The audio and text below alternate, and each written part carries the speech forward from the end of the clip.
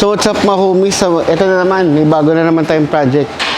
Pero bago ang lahat, malapit na mag-Burr months. So malapit na rin magpasko. So may mga promo kami dito ngayon sa Notorious Motorsports. So itong kliyente natin na to, galing pa ng Balok, Nueva Ecija. So dinayo niya kami, nag-down payment siya. So pagkatapos niya nag-down payment, ginawa muna namin yung exhaust niya para pagdating dito, isasalpak na lang. So kung gusto niya magpagawa rito sa Notorious Motorsports, mas maganda mag-PM kayo sa page or tumawag muna kayo para magawa muna namin yung pinaka-exhaust nyo. Kasi karamihan naman ng mga kotse dito may mga molde na kami. So ito na siya. So ito, yung pinaka-RS Turbo na ginagawa natin ngayon. So itong project natin ngayon, naka-body kit siya ng SI body kit. So ang gusto ng customer, yung tri-tip na exhaust. So nilagyan namin siya ng tri-tip exhaust na HKS. So bakit tri-tip? Kasi tatlo yung tip. So, tri-tip exhaust. So, ito siya.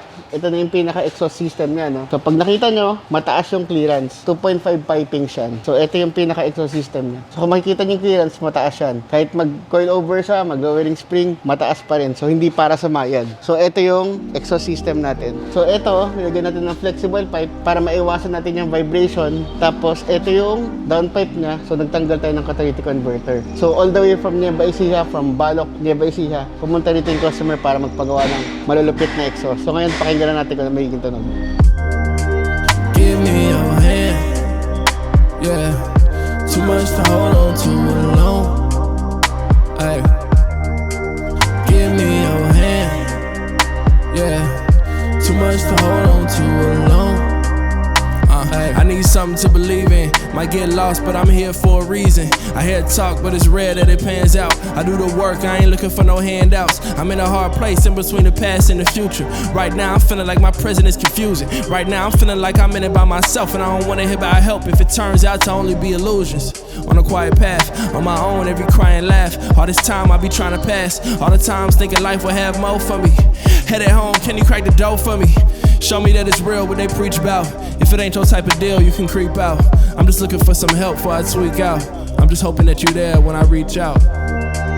Give me your hand, yeah. Too much to hold on to alone. Ay. Give me your hand, yeah.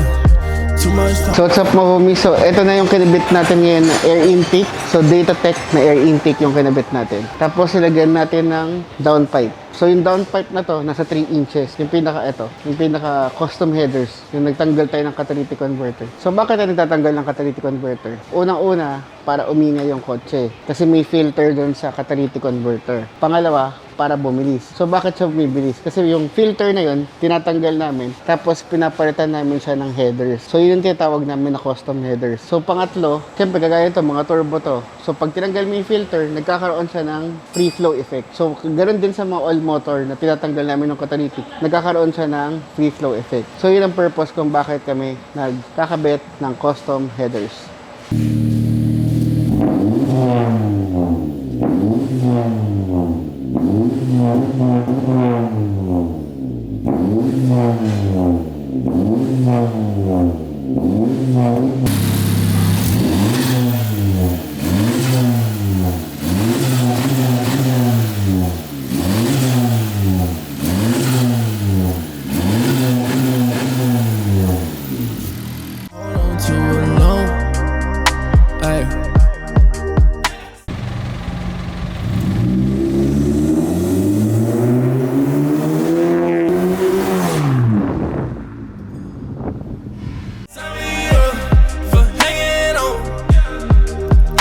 Climbing